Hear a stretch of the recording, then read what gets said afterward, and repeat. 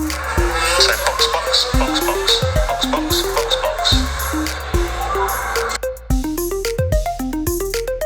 Hi, my name is Rochelle, and you're watching or listening to Box F1 Pod. Welcome to the season finale. What an end of the season showdown we got. Like, it's so crazy that we took this to the very last race. Everyone take a moment and say thank you to McLaren for their very weird strategy and for bringing us this moment. As everyone anticipated, bar anything crazy happening, Lando was going to become champion. And Lando did become champion. Lando, we could be world champions, I said. To quote Charles. Anyway. And honestly, like, we all know I have my reservations about Lando Norris, but what a well-deserved win for him. And I think it made it even more thrilling that it went down to the wire and that he really earned it. He really fought for it, and we got to see the ways that he's grown come into play to help him secure the championship. Insane, though, that Max lost by 2 points. 2 points away. We're going to talk about everything that happened, mostly about the championship fight and between the top three, because honestly it was one of the most boring races ever. And I think we can all say good riddance to the end of this era of cars and just pray and hope that next season the new regulations will bring us better racing and a better experience for the drivers within the car. With that being said, before we get all up into Abu Dhabi, let's kick things off with the digital warm-up. Lap one F1 news. So this is not really news. This is sort of follow-up from Qatar, but there was an interview. Did I talk about this last week? I don't think I talked about this last week. Ollie in the media pen was doing an interview, and he was asked why he retired the car, and he looks at the interviewer and just goes, for the longest time, stops going, just turns to his PR person, and they whisper behind, their faces block each other's mouths. They whisper. He turns back straight dead on to the camera and the interviewer and goes, "To save engine." And he looks like that emoji of the man that's just a stick. And it's just so one of the funniest moments that Ollie has had, and he's had some funny moments this year. In less funny news, Kimi finally spoke about the whole incident last week when people accused him of throwing his race to ruin Max's chance of the championship, because he hasn't spoken out about it or posted about it or anything. And he talked about it a lot. He was like, it's not just a problem with me. The drivers get hate all the time for this. And it was just really nice to get messages from a lot of the drivers, from Max. He got a message from GP. He got a message from Laurent. He was like, everyone apologized. And I wasn't really blaming them. He was like, drivers deal with these kinds of comments all the time. That's really not right. And I really hope we start doing something to make it easier. And he was asked what Max said. And he was like, I cannot really say what he said because it contains some bad words, but it just said, don't worry about these people because they're brainless, which sounds like a Max Verstappen answer. But love that everyone reached out. I mean, obviously they all reached out. I don't know why. I think because he's just so small and adorable and young, but everyone seems extra overprotective of Kimi Antonelli, across the board. Every mistake he's made this season, none of the drivers were mad.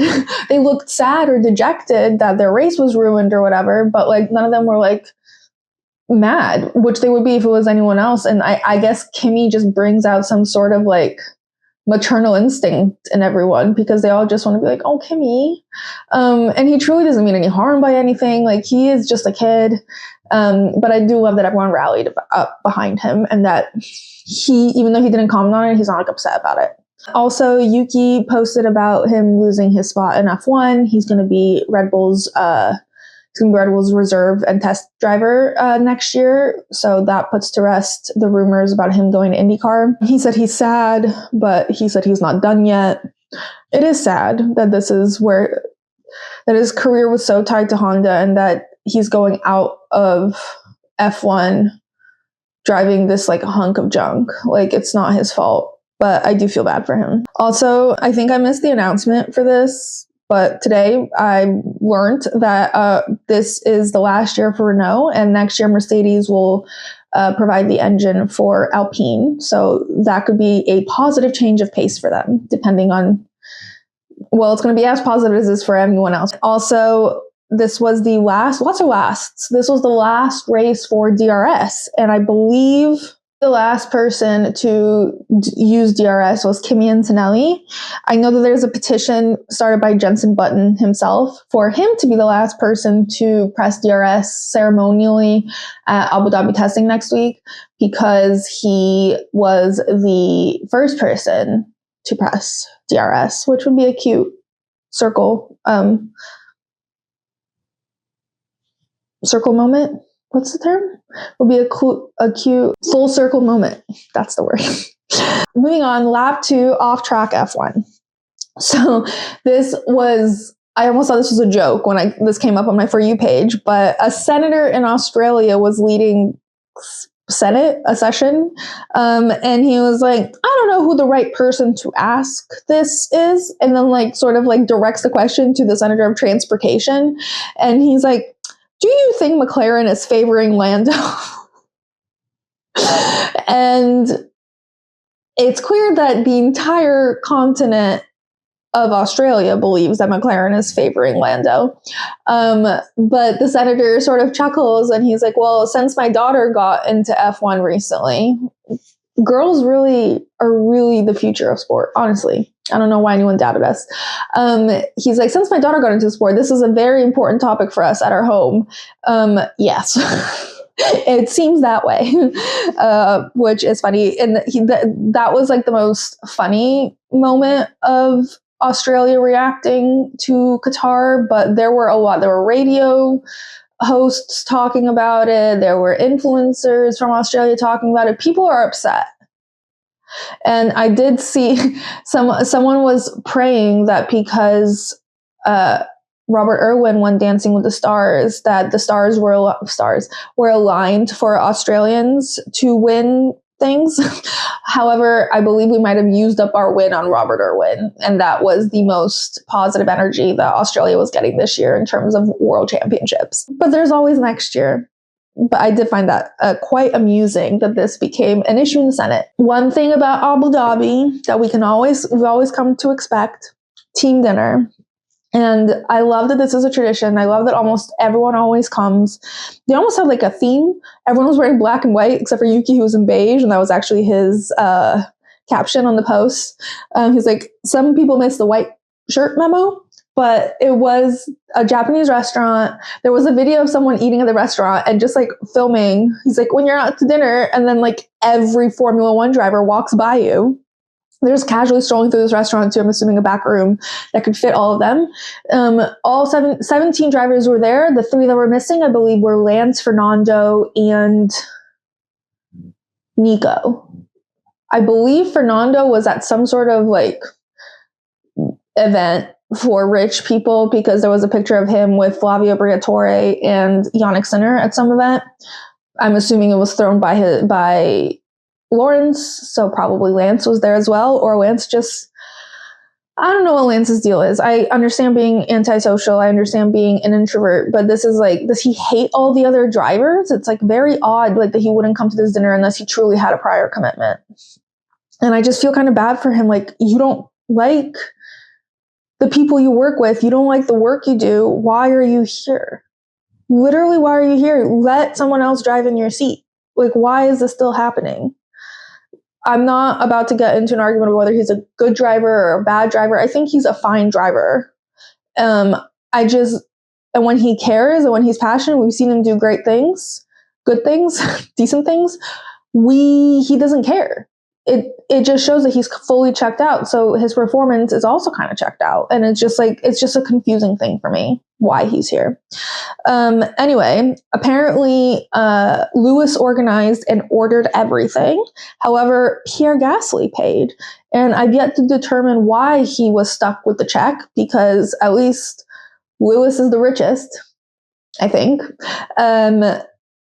maybe he was late. I don't know do they pick it out like a name out of a hat? Like how do, like, not that, it's not that any of them couldn't afford this dinner, but it's an expensive dinner for 17 drivers in Abu Dhabi. That can't be cheap. It seems that there was significantly less drama at this dinner than last year's dinner. If you recall, this was at the height of the Max and George feud, when allegedly George came in. They had intentionally left the only available chair to be near Max Verstappen, and he took the chair and moved it to the other side of the table. I miss that petty energy, but I also love that they're all getting along right now. Lewis and Max were arm in arm at this dinner, which I loved to see. Even Lando's caption was, "No food was thrown at this dinner." But someone, I think it was ESPN or F1, had done a compilation of all of the captions, because almost all the drivers posted this picture. Guess who did it? Max Verstappen. It's just not his energy. I don't think it's because he didn't have fun. It's just not stuff he posts.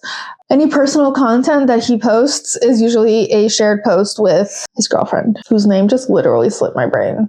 Kelly. It's usually like a partner post with Kelly. But anyway, my favorite caption out of all of these was Oscar's, who captioned it, "In case you don't follow the other 19, which is funny. There was also a separate dinner happening at the same time for Oscar's girlfriend, Lily. She hosted a little WAG birthday dinner. Not all the WAGs were there, but she gave them such wholesome gifts. It was like a little journal. It looked like a journal. Maybe it was a planner, but it looked like a little notebook. And like attached to it was like a watercolor drawing painting of each one of their outfits from the paddock this year, and it was just such a cute touch, and obviously all the girls like posted it, and it was very wholesome. I think the girls that were there were Lily, Alex Albon's girlfriend, Alex, Charles Leclerc's fiance, Kika, Pierre's girlfriend. There was at least a drawing of her. Maggie, I don't know how to say her. Maggie, I think. Lando's girlfriend, and there were a couple of others that were there. Esteban's girlfriend, Flavie. It was a lot like Flavio. Anyway, there was a few girls there, but Rebecca wasn't there, Carlos's girlfriend. But there was pictures of her the next day. It looked like she had brought flowers for Lily and took them over to the McLaren Hospitality, which I thought was a very cute touch. The drivers posed for their annual team photo on the track with the chairs, the class of 2025. Looked like it took a long time because they wouldn't stop yapping. And I will say, this is one of the worst pictures of Charles I've ever seen, and that is a very hard feat to accomplish, to make Charles look below average for him. He still looks above average for the majority of people, but it's not the best picture of him. There was also like a clip of Fernando like massaging Oscar's shoulders, and then Lando. He was massaging everyone, honestly. It was quite funny. There was also another driver picture after their GPDA meeting, which, by the way, if you listened to last episode, and I spent the whole time trying to remember what the name of the Drivers Association is, it's Grand Prix Drivers Association, also known as GPDA. Whoops. But they did a whole picture together, but the only person missing there was Fernando, and Lando held up a picture of Fernando on his phone, but it was like really zoomed in, so it was like just fully his face and nothing else. Another fun moment in the media was, look, Max Verstappen literally lives rent-free in Zach Brown's head, and I love it. Zach Brown is so irked by Max Verstappen, but he tries to play it off like it's fun, but he hates him. And he's a little obsessed with him. I don't think I brought this up, but I did talk about the podcast he did a few weeks ago where he talked about how they care more about the team's championship than the driver's championship. They'd rather lose to Max and favor either of the drivers. He talked a lot during that interview. One of the things he did do during that podcast is he described Max as that guy in a horror movie that just as you think he's not coming back, he's back. And then the following week, Max was asked about it during a press conference, and he responded, "Zach can call me Chucky," which is hilarious. And then this week, F1 fans took it a step further, and someone made a giant poster with Chucky in a Red Bull uniform. Obviously, Max is Chucky. And Max thought it was hilarious. And Lewis pointed out, he's like, "I love the Max Chucky poster," which I find amusing because Max also haunted Lewis's dreams for many, many years. But now they're friends. They're friends Lee. They were arm in arm at the driver's dinner. So hopefully that's not how Max appears to Lewis Hamilton anymore.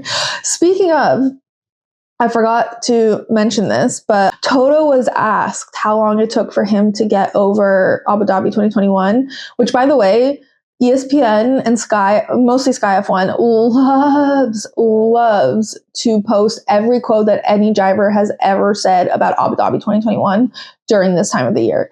And it's like, and it's always like the negative ones about like, this is not right, this is not fair, like whatever. And like, we just need as a community to move forward from that. It was unfair. It was unjust. Not Max Verstappen's fault. He maximized on the opportunity presented to him and won his first driver's championship. The fault was entirely with the FIA, and it was unfair, but it's not doing anyone any good to continue to delve on this.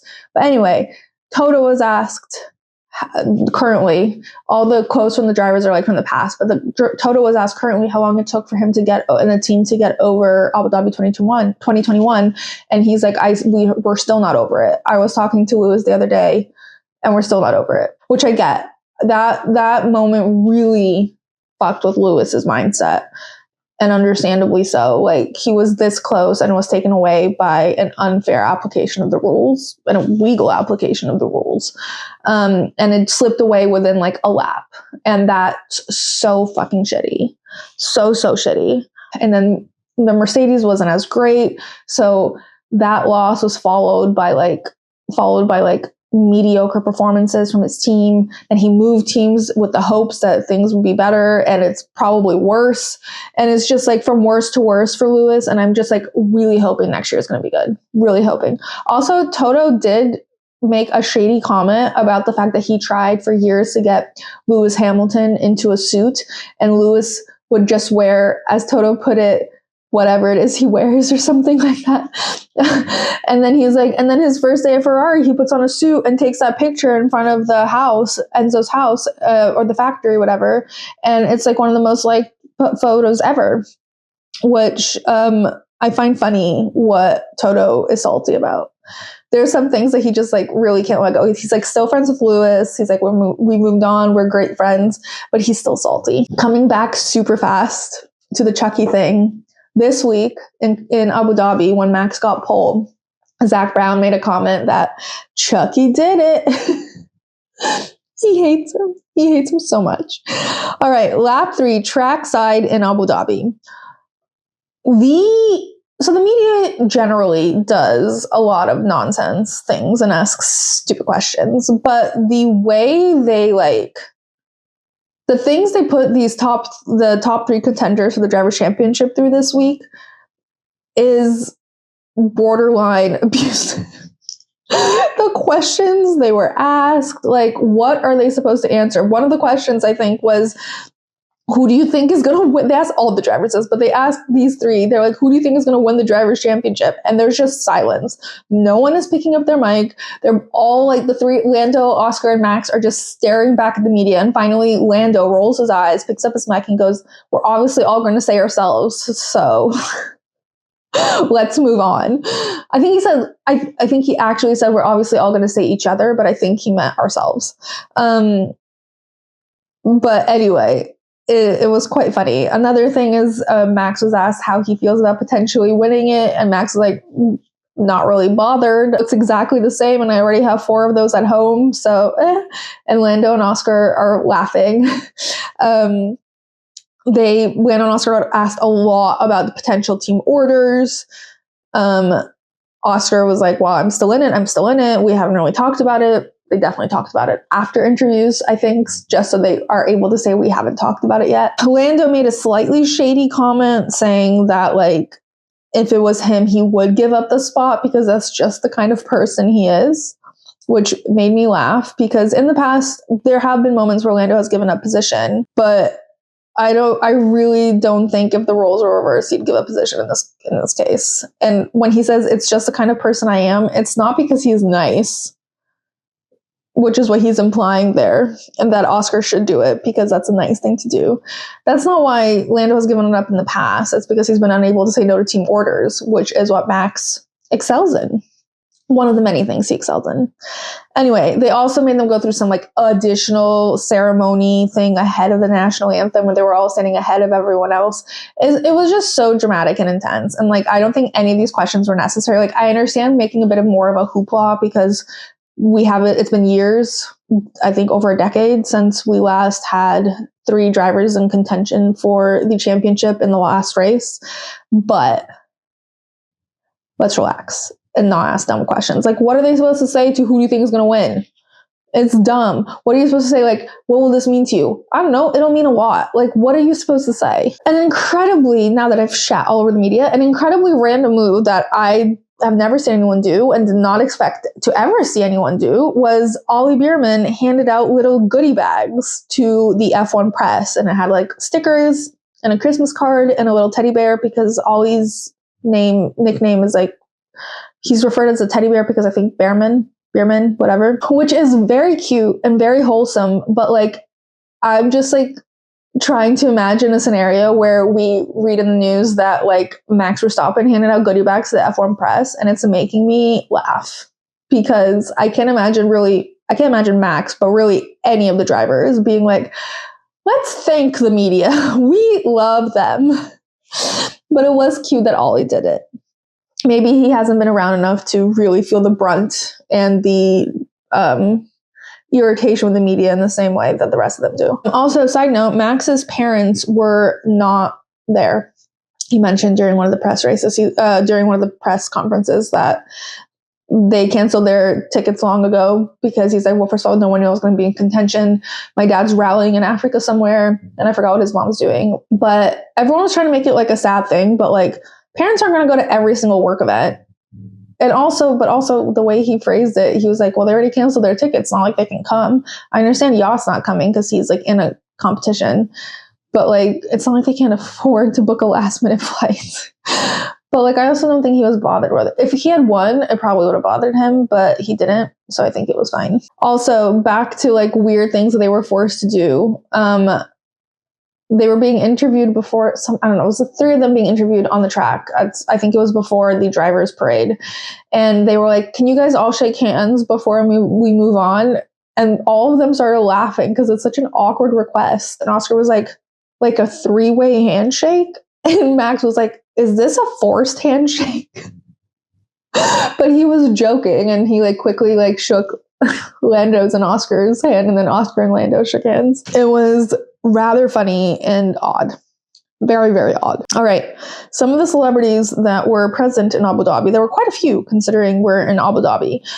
Benson Boone was there.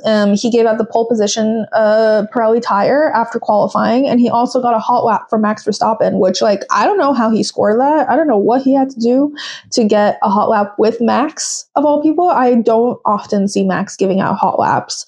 But that was fun. And he also had a quick reunion with Pierre Gasly because Pierre started one of his very like much earlier music videos when they were at, I think, the Mexican Grand Prix several years ago, which was cute. Ana de Armas was there. She waved the checkered flag. She also visited Ferrari and Williams, I think. I'm kind of starting to think that she's going to be... I heard rumors there was an F1 movie sequel. Not really sure what the sequel can be. I mean, at this point, Brad Pitt will be dead. His character is so old, there's no way he's going to be racing. But Ana de Armas, there was a picture of her inspecting Lewis's wheel, and he was like explaining to her. And so she loves to do her own stunts. So part of me is wondering if she might be like the next sequel will be about a female driver or something like that. But if there is a sequel, and if she's in it, and if that's why she was inspecting the wheel, all of this has been like intense conjecture. Don't take anything I said seriously. But she also was at the Williams garage and got a picture with Alex Albon. Katy Perry was there, and there was a clip of her standing in front of the giant poster of all the drivers and pointing at Charles and being like, what's this one's name? I mean, a lot of people online are annoyed that they're inviting people. Like, I don't know if she was invited or if she just wanted to go, but like, you could do a little homework. Or at least pretend like you know what's going on a little bit. Not being like, which one is this one? Charles, what? But noted that he was the first driver she pointed at. Emma Ratajkowski was there. And if you remember, Emma Ratajkowski is famous for, where that's not what she's famous for, but it's what she's famous for in the F1 world, which is wearing the Yuki Tsunoda t-shirt. And her and Jason Statham were visiting him particularly. And Jason, like, oh my God, the way he embraced Yuki and then like held his face within his hands, it was so cute. And I'm so sad that Yuki won't be on the grid next year. But it all started with Yuki saying if anyone was going to play him in a movie, it'd be Jason Statham, because their similarities are uncanny. Made me laugh. And also Emma Ratajkowski met Jason Statham in that moment, and then they all took a picture together. And I just love that this is the collection of fans, celebrity fans that Yuki has accumulated, and it's Jason Statham and Emma Ratajkowski. Anyway, on the grid walk, Brundle's last grid walk of the season, Thierry Henry was there and Micah Richards, who are both footballers. And Micah's pretty funny and charismatic. And Brundle initially walks up to Micah, is like, oh, Micah's here. And then he starts talking to Thierry Henry. And Micah walks away, and as he's walking away, he like tells Brundle, you look beautiful, and then like walks off. And Brundle's like, well, I'm talking to you too. He wasn't. And then Brundle finds him later, and he's like, who do you want to win? And Micah was like, after watching Drive to Survive, I wanted Lando to win, but then I met Max Verstappen at an event, and he's like the nicest guy ever. So now I just want everyone to win. What about you? Which I don't think Brundle's ever been asked in the grid walk before. And Brundle was like, he had the audacity to say, I don't care. We all know Brundle cares, and we all know he wants Lando Norris to win. At least say, like, I can't say on the air who I want to win, but like, they all deserve it. No, he literally said, I don't care. A bigger lie has never been told. Ronaldinho, the soccer player, football player, whatever, was there, and Brundle tried to talk to him. He's like, I don't really speak English very well, even though we just watched him talk to Yannick Sinner, who I doubt they speak the same language. I think one speaks Portuguese and one speaks Italian. So he kind of walked away, and Yannick Sinner talked to him a bit. His girlfriend was there, and she's actually the ex-girlfriend of Mick Schumacher. So this is home turf for her. Gordon Ramsay was there, but I don't think Brundle ever made it to him. But he did say on the air, last time I called him my comfort blanket, and then I realized that no one in the world has ever referred to Gordon as comfort, which made me laugh. Also, the Glambot guy was there, the one who does like all the award shows and stuff. He was there. And Aston Martin posted a video of Lance posing for the Glambot with the audio of Kris Jenner going, go Kylie, go. You're doing amazing. And it is just Lance Stroll standing there for the Glambot. Like, he's not moving. He's just standing in one place looking at the camera, which, if you know what the Glambot is, it's like a slow-mo like video almost, but like you have like 5 seconds, so people usually do like one movement and then it looks really cool, slow down. Lance's is just going to be like a really slow blink. He's going to look like the sloth from Zootopia, where it's just like him blinking for like 3 seconds, and it's going to be really funny. Also, I talked a little bit earlier about some lasts this year, but we're saying goodbye to our best rookie class in a long time. It's Kimi, Isaac, Ollie, and Gabby, and they are such a funny foursome. I really wish they were doing a video similar to what they did with George, Alex, and Lando in 2019, where it was like a rookie off, because this group would do so well in that context. Also, there was another video of the F1 admin, social admin, asking each of the drivers to describe the season in one word. Kimi gave like the longest explanation ever, and the caption was just putting a hyphen between every word he was saying, which was quite funny. Alex said that he's most looking forward to not talking to the admin again. But my favorite part was he asked Isaac what if he could describe the season ending in one word. And Isaac said promotion. And then they put the little black sunglass emoji over Isaac's eyes. It was so funny. Isaac is like going quite confident into this. Nico Rosberg said again on air that he he's said it every week that that Isaac should say no if Red Bull comes calling, like fervently say no, no, no. And I agree with Nico, but like, cannot Isaac really say no? Not really. And also he looks like he's kind of looking forward to it. And he is right. He said in the media that he's kind of entering with a blank slate. I think I talked about this last week, that like Max will also be fresh to this car. He's not going to be as used to it. So it's not going to be the same experience that the last like 12 drivers have had. Or however many there have been joining Max at Red Bull. He will be more on even footing with Max than others were able to be in the past, which is a plus for him. And also, he's going into it regardless, knowing that Max will be faster than him, at least for the first few weeks. But he's probably right. He has a better chance than the rest of them had. And obviously, we want nothing but the best for adorable little Isaac Hadjar. He also finished second in the standings in terms of rookies. So Kimi finished 7th in the driver standings. Isaac finished 12th. Ollie finished 13th. If we're calling Liam a rookie, he finished 14th. Gabby finished 19th, but he did have the shittest car. And then Franco and Jack Doohan got no points. But Isaac and Kimi had the best season, and so I think it's warranted that they're going into next year driving two of the best cars from the youngest of the drivers. And then we have one new rookie next year driving for Racing Bulls, Arvind, I think his name is. So it's kind of lonely that he's coming into this solo as a rookie and doesn't have the same experience coming in with a whole group of people he knows, but I'm sure everyone, and if not everyone, at least Max Verstappen will embrace him with open arms. All right, that's it for the digital warm-up. On to analysis. Okay, on to analysis. So quickly on pre-race, Arthur Leclerc participated in FP1, which caused quite a bit of amusing chaos.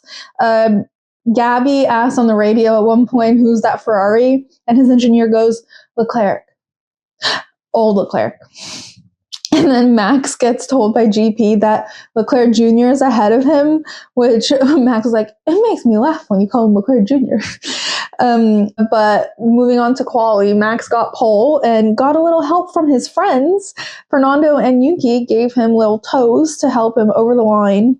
So the starting grid is as follows: Max Verstappen, Lando Norris, Oscar Piastri, George Russell, Charles Leclerc, Fernando Alonso, Gabby Bortoleto, Esteban Ocon, Isaac Hadjar, Yuki Tsunoda, Ollie Bearman, Carlos Sainz, Liam Lawson, Kimi, Lance,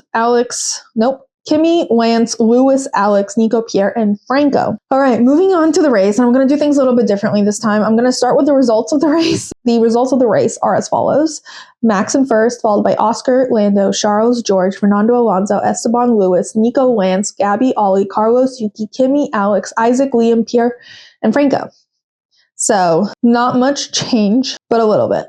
I do also want to note, before we dive into analysis of strategy and like what happened, is that this is the first race this season that McLaren ran split garages and didn't share data between each other, which I think is important to note because that was definitely supposed to set a tone for them valuing each driver's race independently. But anyway, the most exciting part of this race was the very start when Oscar overtook Lando in a very crazy move round the outside and secured himself P2. At that moment, everyone was like, is McLaren actually letting them race? And in theory, they did let them race. But as the race went on, I personally think that there might have been that Oscar overtaking was part of a discussed strategy in advance to make sure that Lando secured driver's champion, because letting Oscar overtake Lando, not that they planned for him to overtake Lando, but I feel like the possibility was discussed and acceptable because with Oscar ahead of Lando, he can put pressure on Max. And Lando doesn't need to win this race, although I'm sure everyone wants to win the race, but he just needs third. And that was the goal, to get him to finish in third at the minimum. And I also think it's fine for, at this point, with Lando actually leading the race and with his real only, unless something wild happens, contender being Max, for them to prioritize Lando. I just like, again, wish they said it instead of pretending that they're all fine and dandy and like team rules and stuff. But anyway, after this move, basically, it was really all about strategy calls. So like, let's get into that. So Oscar started on hards, which meant that he was going to be doing a longer stint from the get-go. His overtake on Lando was extra impressive, by the way, because overtaking on hards, so like within the first lap, is not, especially when Lando was on mediums, is not an easy move because his tires aren't as warm or as worn in. And so it was a good move from Oscar overall. It just wasn't like, I really think the issue came down to the fact that Max got pole. If Max was further behind and like Oscar got pole or Lando got pole, Max was going to gun it and put pressure on them. And then there was a higher chance of Lando finishing fourth or something. But the order that this happened and the way the points like ended up falling, like this ended up working really well for Lando. But it didn't always feel that way. When Lando ended up pitting, he had to overtake quite a few people, which he did with like relative ease up until he got to Yuki, who was in fourth at this point. And Yuki was like committed to doing his part in this race and defending for Max Verstappen. I guess he might have gotten a little over the top. So what ended up happening was that Yuki was sort of, he was meandering a little bit on track. The way Croft and Brendan were talking about it, they were implying that he was like zigzagging like the whole length of the whole width of the track, which he wasn't really doing.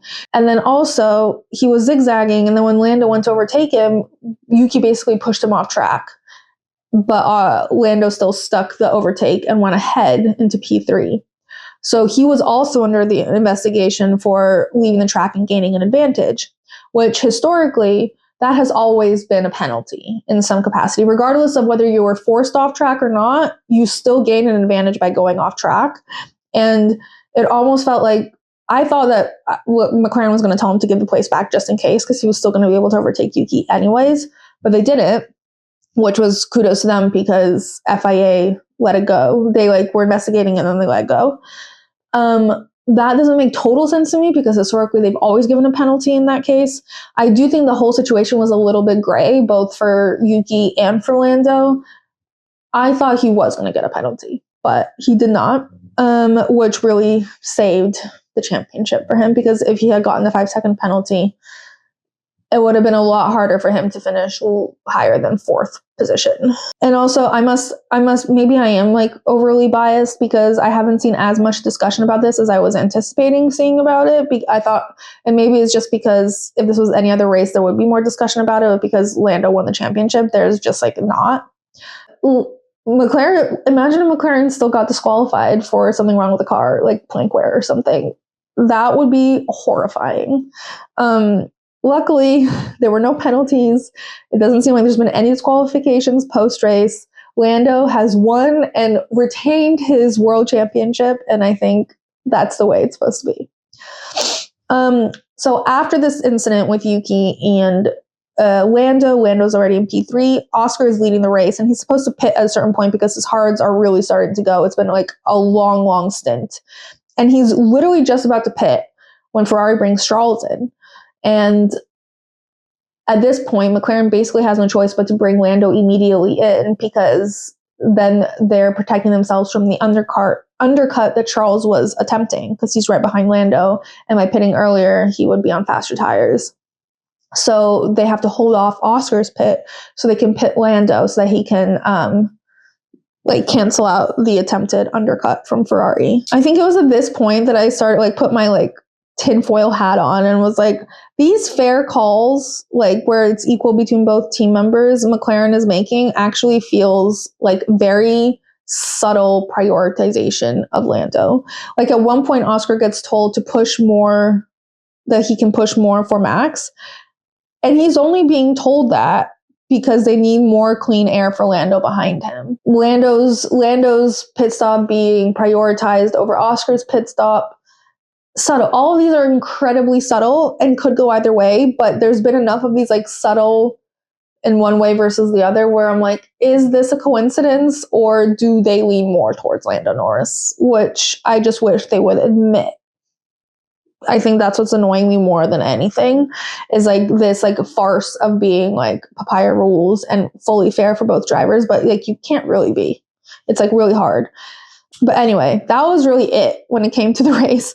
Nothing else happened with the top three. Around 10 laps before the end, Max asked Charles if he was at all close to catching Lando, to which he was told that they were pretty much even on pace. And I think that's when Max accepted that he was not winning this driver's championship. And that was that. There was stuff that happened in the back, but it was so like a non-event. There were a lot of penalties towards the end of the race, so a lot of people got penalized for leaving track limits. Apparently, it was very windy. There was a few checkered flags waved. There was other penalties for unsafe release, something along those. There was like a lot of random penalties this race. All right, so let's talk about Max Verstappen. Honestly, Max was the epitome of grace and leadership, which for some continues to be like a total shock. And I don't know why they're expecting him to throw a tantrum. Max has been very consistent with his tantrums, and that's when he gets upset if he or the team doesn't do everything in their power to give the best performance, if he feels that the FIA is being unjust, and if he feels that those things are affecting how he performs. When things just don't go his way, when he's done the best he could, when the team's done the best they could, Max is chill. Max was so chill. His radio message at the end was so cute because like it's like cutting to GP sitting at the pit wall with his head in his hands. Like he looks devastated, honestly. And on the radio, he's like, "You've done a superb drive. You did everything you possibly could. We're sorry that we like let you down," like all this stuff. And Max literally just says that they shouldn't be disappointed because he's not. And he's so proud of the whole team, particularly of their performance in the second half of the season and everything they've done. And they've done the best they could, and they should all be really proud. And like, that's such a nice, it's just wonderful to see the growth and maturity, because 2020, 2021, Max prior to 2021 wasn't necessarily like that at all times. He was a much angrier kid, or had much less composure over his emotions. And I honestly think he's fine that he didn't win. I genuinely think he's okay with it, because he really did do everything within his power to get as close as he possibly could. 2 points. And in addition to Max's like very mature outlook, I think we can say the same thing about the team. Everyone assumed that Max's strategy was going to be to hold everyone up and to cause like a huge DRS train. George literally said in the press, he was like, obviously this is what Max is going to do. What Max is just going to let them all, he's just going to zoom ahead. This isn't a regular race. Like he's going to do everything he can. And Max didn't. And I think that shows a lot. They just raced the best they could and treated it like a regular race where they're just trying to win the race. And that's what they did. No tricks, no panics, no anything. And I don't know if this is something that we can attribute to the new leadership, because I truly never associated the intense culture at Red Bull with Christian Horner. I attributed mostly to Dr. Helmut Marko. I know Christian played a part in it, but like it really seems that since he stepped down, since Laurent Mekies took over, there's been a huge shift in the culture. It was a very calm approach to this whole situation, which I really appreciated from the team. Like there's just growth all around at Red Bull, and it's really nice to see. And I guess apologize to Helmut Marko, because I really thought he was the problem, and I guess he wasn't the main problem because he's still there. Also, after the race, I'm not sure anyone was happier for Lando than Max, including Lando. He walked up to him, grinning from ear to ear as if he just like won his own championship. He was excited for him in the cool down room. He literally dumped his entire bottle of champagne on Lando's head during the podium. And we know that like if there's anything Max Verstappen will do, it will be to celebrate someone's first, whether it's their first driver's championship, their first podium, their first whatever. He is there celebrating people, which again, I love to see. And I feel like people really don't give him enough credit for who he is, and like write him off as like this mean, angry, petty guy. And he's none of those things. He was just like truly a vision of calm, cool, and collected, and love to see it. Oscar was also incredibly chill. We know that he's really good at looking chill in difficult moments, but we have seen him slip up a couple of times when he was truly so upset that he couldn't even hide that he was sad. But I think he's had this whole week to come to terms with the fact that he was not winning this drivers' championship, and something truly crazy had to happen for him to be even in contention. And so, like, even though there was a shot and he still went for that shot, I think he was able to work through a lot of the disappointment throughout the week. So it was minimized today, and he was able to present a much calmer, collected front than I'm sure he probably was feeling. His radio message was also very gracious. He thanked the team. He congratulated Lando on a great fight, and then he had a lot of fun this season. I'm not sure how much fun he had, but like he did it was very gracious. He was also relatively subdued in the cool down room. Like, him and Max exchanged some strategy chats. He asked Max why he didn't hold everyone up, but really it was just very subdued in the cool down room, but it didn't feel like tense. Like, it felt like they were all just exhausted and like relieved that it was over, and that just like Max was the one who felt the chattiest at times. They all just Lando seemed exhausted. I did sob quite hard. I was already sobbing, but I sobbed harder when Lando's mom bounded over to Oscar to give him like what looked like the most warm and comforting hug in Park Firm. And I just thought that was a lovely gesture. And I also thought it was magnanimous of Oscar to walk over and congratulate and hug Lando's entire family as they stood there. There was also a very cute moment of Oscar being hugged by what looked like all of his sisters. He was being hugged by like 4 other women or 3 other women. And I love that. I love that they were there for him. And I'm glad he wasn't totally solo, because I think losing this is probably a lot harder for him than it is for Max. But not probably, definitely harder for him than it is for Max. All right, now let's talk about Lando. I have not made it a secret that I wasn't crazy about Lando winning this championship. However, I do fully think that he has earned it from his performance, particularly in the second half of the season. And I also think that I've seen him grow. I still have opinions about how he behaves in the media and all of that stuff, but I think in terms of his driving and his mentality on track, we've genuinely seen his growth, and he's become more mature and more, like, everyone was saying Lando's gonna bottle it in the first turn. He sort of did bottle it, but he didn't let that rattle him. He knew where he had to finish and how he had to finish, and he did that. And I think that probably Lando of yore would have panicked being overtaken like that in the first turn and thought he had to win the race and would have done something crazy, and it would have ended badly. But he was calm, steady, and that really shows growth in him. That I think has been one of my biggest critiques of him and his driving, is that it felt like he wasn't learning from his mistakes. And the driver that won the championship today looked like someone who's grown and learned a lot. So I will give him his flowers. He's totally earned this. And also, anyone who says that he shouldn't have been crying is insane, because why wouldn't you cry? Who's not crying at this? We were all crying. I immediately started crying the second he crossed the checkered flag, which I was not expecting. And I just kept crying harder from that point onward. His engineer's voice breaking on the radio while he congratulated him. Lando literally sobbing on the radio, and then every 2 seconds being like, "Oh, I'm not crying, sorry." And then like crying more. And he also made like the classic Lando sound, the laugh that's like really high pitched, like, ha ha. I can't do it. But like he was just like a lot of Lando noises coming from the radio as he tried to formulate words, which he did. He congratulated everyone.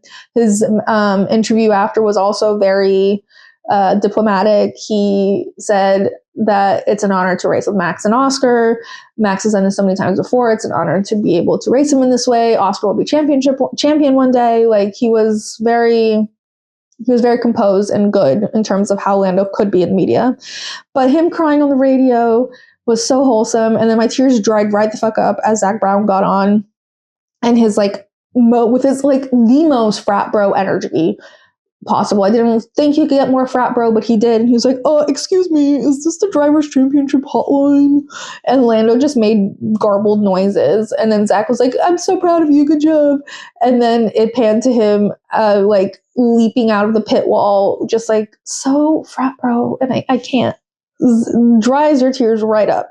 But it's fine. As soon as Zach Brown left my screen, I started crying again. He was immediately congratulated by Max, again with the widest smile I've ever seen. Then Oscar gave him a hug. Then finally he got to talk to his parents, who both hugged him. His mom was so happy. She kept like peering into his visor. He hugged his girlfriend, which was also very cute. He looked so happy to have them all there, and it just made me happy. I think his siblings were there, his manager, all the mechanics were just like there were so many hugs going on. Then George came over and hugged him, and then Carlos came over, and we had a very cute Carlando moment. By the way, George posted within like an hour of the race ending a picture of him and Lando in their tween era, being like, congrats on winning. And then Carlos also posted, but he posted a whole carousel of pictures of them together. It was great. I love seeing everyone celebrating him, because Fernando came over as well. Don't want to miss him out. And then I saw Lewis in the media pen coming over and congratulating Lando, saying he knew he could do it. And whatever personal feelings I might have about Lando aside, seeing someone achieve their dreams and like be so celebrated and loved by everyone is just such a nice moment. And I'm very happy for Lando. All right, the driver of the day was officially Max Verstappen, which again, like the last few races, for sure, he had an incredible drive, and also how it fits into the rest of his season. All of that is incredible, and he definitely deserves his flowers. And I'm not saying he's not driver of the day, but I do think that the driver of the day should have gone to Charles, who literally out of nowhere was such a pain in Lando's butt this entire race. Like, there was an added pressure. Like everyone realized that the only way Lando wasn't winning this championship was on Charles. What Charles was able to pull off in this race would determine whether Lando was champion or not. And he was a constant stressor from beginning to end. He was like within DRS range of Lando the whole time. And I just think he deserves his flowers. I think he did a great job. And I'm really hoping he has better equipment next year to really show us what he's made of. And as he said, Lando, we could be world champions, I said. He did say we, so you're next, Charles. All right, Dick in the Box. Today, specifically, I don't think there's a Dick in the Box. I think that there is a seasonal Dick in the Box, and the first one is the FIA. I think they need to get much more consistent with their calls, and they just annoy me. And the second Dick in the Box, I think McLaren really needs to commit to something and be transparent about what they're committing to, because to me, they're operating under this like illusion of papaya rules, and I think a lot of them do think they're doing papaya rules, but I do think they lean, specifically Zach Brown, but I do think as an organization, they do lean towards Lando Norris, and he's been raised by them, and he's like the baby. He's like what Charles is to Ferrari, Lando is to McLaren. Like, there's a lot there for them to favor Lando, and I don't know if the rumors are true about Mark Webber insisting there not be a D2 in Oscar's contract, so they're literally not allowed to do anything but papaya rules, but they're pretending to be so generous and equal and all this stuff, and I just don't think they are. And what annoys me more than anything else. And also the other thing about them is what has been my biggest complaint about Lando in the past is that I don't think it's true anymore, but like learning from his mistakes. McLaren, we need to see them learn and grow from the decisions they've made throughout this season and become a team worthy of being a two-time constructor world champion in this last era of F1. Although the McLaren's racing director after the race said that if there's one thing McLaren's good at, it's preparing. And I'm like, yeah, it worked out for you well today, but like we've not seen you be well prepared for anything this season. Like you've been quite underprepared for scenarios, specifically Las Vegas. if we're gonna like name names, like that specifically most recently comes to mind of completely underprepared. Also, the strategy call was it last week when everyone made one call and they made a completely opposite call. Yeah, it was last week. Like, you call that being prepared? You were prepared to be an idiot? Okay. Mostly I'm concerned about what this means for Oscar next year. Again, this doesn't take away from the fact that Lando deserved this win. I think any three of them had won, they would have deserved the win. There is no unfair winner here. but I think I'm not taking away from Lando winning and that he deserves it, but I do really want this to be the launch of Oscar's villain era, and for him to throw the papaya rules to the wayside if they don't do it themselves, and like be for himself. I need him to fight for himself. This needs to be the new regulations era needs to be the launch of Oscar's villain era, because I can't take this anymore. Like, and he should be so fed up with it. Mark Webber's definitely fed up with it. So like, I'm really hoping we see a new attitude from Oscar in the new year. Speaking of next year, there's a lot of uncertainty across the grid about what next year holds. And I know like every single driver cannot wait to get rid of this car in this period of F1 and are all hoping that the new regulations will make driving more fun and more interesting for them. And hopefully it'll make the races more interesting for us, because we've had so many stinkers this year. Yes, it's impressive, honestly, that we had such a nail biter of a championship fight to the very end, considering how boring so many of the races were this year. All right. So I guess that's kind of it for Abu Dhabi and for the 2025 season. What a year. I will be back. This isn't the end of me before the next 2026 season starts. As usual, I will be doing the Secret Santa video and probably recapping some other things that happened during the winter break, probably midway between now and the next season starting. Thank you for joining me for the 2025 season. It's been so much fun, and I really hope next year brings us as much excitement and joy. So until 2026, box.